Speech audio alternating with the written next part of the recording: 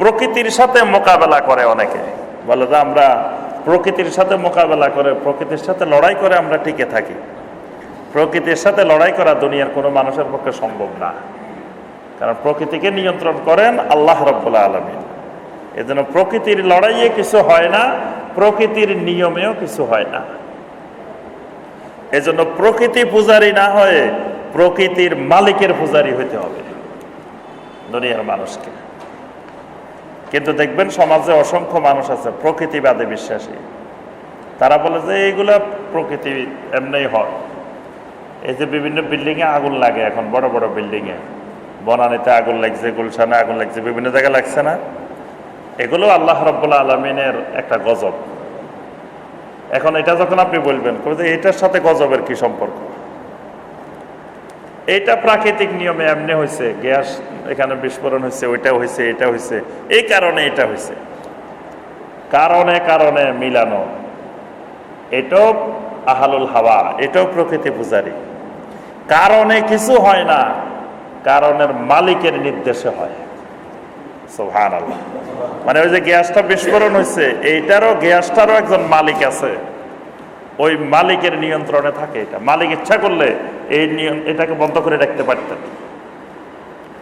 এখানে অর্থাৎ কারণে কিছু হয় না, কারণের যিনি মালিক তিনি হলেন সব ক্ষমতার উৎস। এটাই হলো ঈমান, আর ওইটা হলো কুফর।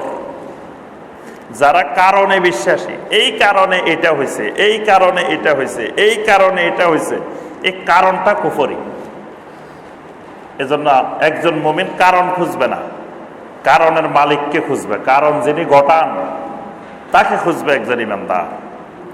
এজন্য একজন ইমানদার বলতে পারবে না যে ধরেন একটা বাসে উঠছে, কিছু দূর যাওয়ার পরে বাসটা নষ্ট হয়ে গেছে, তখন ইমানদার এই কথা বলতে পারবো না, আরে ভুল হয়ে গেছে, এই যে এটাতে কেন উঠলাম, এটাতে উঠার কারণে আমার দেরি হয়ে গেছে, নষ্ট হয়ে গেছে, গাড়িটা নষ্ট হয়ে গেছে, পরেরটাতে উঠলে আমার অনেক ভালো হইতো, বা আগেরটাতে উঠলে আমার অনেক ভালো হইতো। এই যে কারণ খোঁজা, কারণ, এটা মুমিনের লক্ষণ না।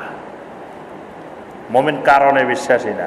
এটার মধ্যে আল্লাহ পাক কোনো কল্যাণ রাখছেন আমার জন্য, এজন্য আমি এটাতে উঠছি, না হয় এটাতে উঠা ছিল না। আমাকে পরিচালনাকারী আছেন আল্লাহ রাব্বুল আলামিন। এই প্রকৃতিবাদী এরা নবী সাল্লাল্লাহু আলাইহি ওয়াসাল্লামের যুগেও ছিল। আল্লাহ পাকের জন্য বলছেন ওয়াকালু মা হিয়া ইল্লা হায়াতুনাদ দুনিয়া, তারা বলে আমাদের জীবন হলো একমাত্র এই দুনিয়ার জীবন, দুনিয়াটাই আমাদের একমাত্র। সুতরাং আনন্দ করা, খাওয়া দাওয়া, এই দুনিয়াতে একদিন বেশি বাঁচতে পারলে আমার বেশি লাভ, একদিন বেশি উপভোগ করলাম দুনিয়াটা। এজন্য যারা প্রকৃতিবাদী তারা সহজে মরতে চায় না, তারা কেমনে বাঁচি থাকবে, কেমনে বাঁচি থাকবে, একদিন বেশি বাঁচতে পারলে, 1 ঘন্টা বেশি বাঁচতে পারলেও লাভ, দুনিয়াটাকে একটু বেশি উপভোগ করলো। এজন্য তারা বলে শুধুমাত্র দুনিয়ার হায়াতটাই একমাত্র হায়াত। নামুত ওয়া নাহইয়া, আমরা মরি যাই, আমরা বাঁচি মরি যাই হয়। ওয়া মা ইউহলিকুনা ইল্লাদ দাহার, এই সব কিছু যুগের বিবর্তনে, কালের বিবর্তনে ঘটে। তারা বিশ্বাস করে যে এগুলো সব কালের বিবর্তনে, যুগের বিবর্তনে, মানুষ জন্মে, মানুষ মরে, আবার জন্মে, আবার মরে, এইভাবে চলতে থাকে। এগুলোর সাথে আখিরাত বা আল্লাহর বা সৃষ্টিকর্তার কোনো সম্পর্ক নেই। নাউযুবিল্লাহ। ওয়া মা লাহুম বিযালিকা মিন ইলম, আল্লাহ রাব্বুল আলামিন বলেন এটা বলার কারণ হলো তাদের কাছে প্রকৃত এলেম নাই, এলেমের অভাব। যেই এলেম দিয়ে, যে জ্ঞান দিয়ে আল্লাহর একত্ববাদ খুঁজে পাওয়া যায় না, ওইটাকে আল্লাহ পাক এলেম বলেন না। ওইটা অনেক জ্ঞান হইতে পারে, বস্তা বস্তায় জ্ঞান, বিশাল বিশাল ডিগ্রি হইতে পারে, কিন্তু এটা এলেম না। এলেম দিয়ে আল্লাহকে পাওয়া যায়, এলেম দিয়ে দ্বীন খুঁজে পাওয়া যায়, তাওহীদ পাওয়া যায়, সুন্নাত পাওয়া যায়।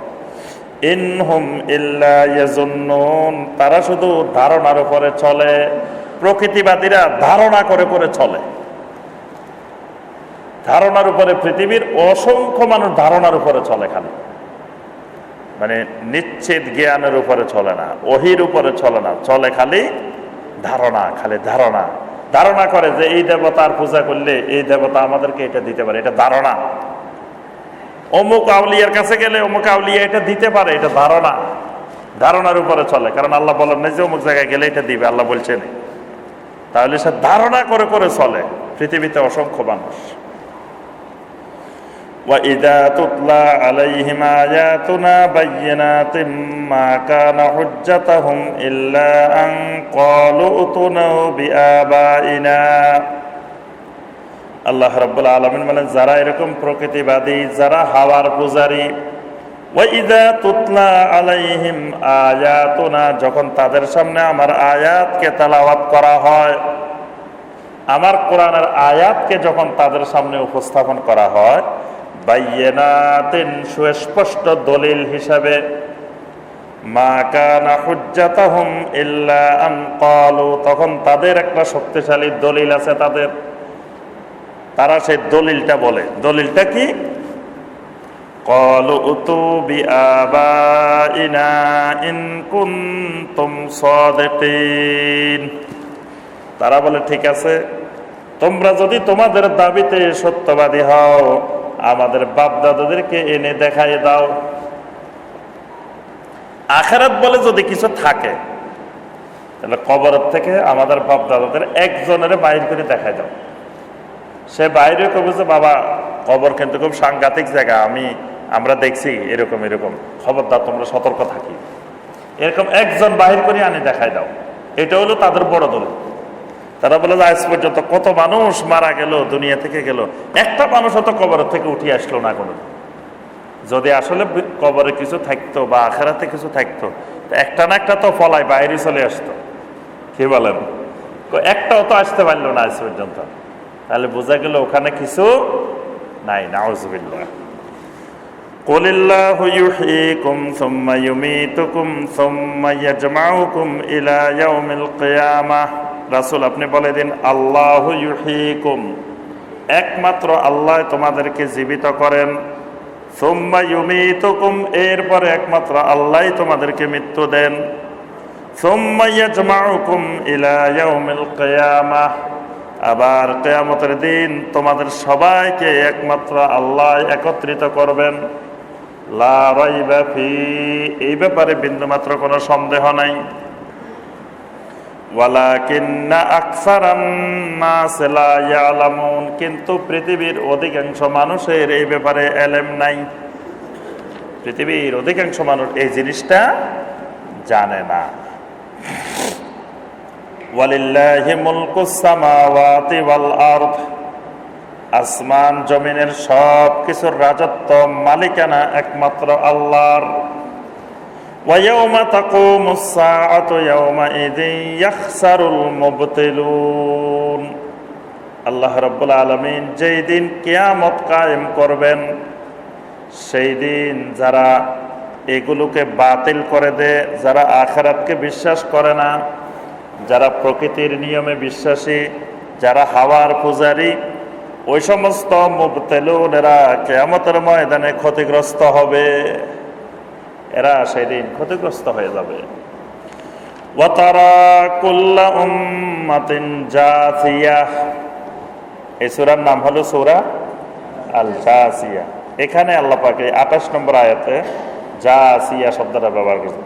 ওয়া তারা কুল্লা উম্মাতিন জাসিয়া, সেদিন প্রত্যেক উম্মাহ, প্রত্যেক জাতি, প্রত্যেক দল, সব মানুষকে দেখতে পাবেন জাসিয়া, আল্লাহর সামনে নতজানু অবস্থায়। সুবহানাল্লাহ।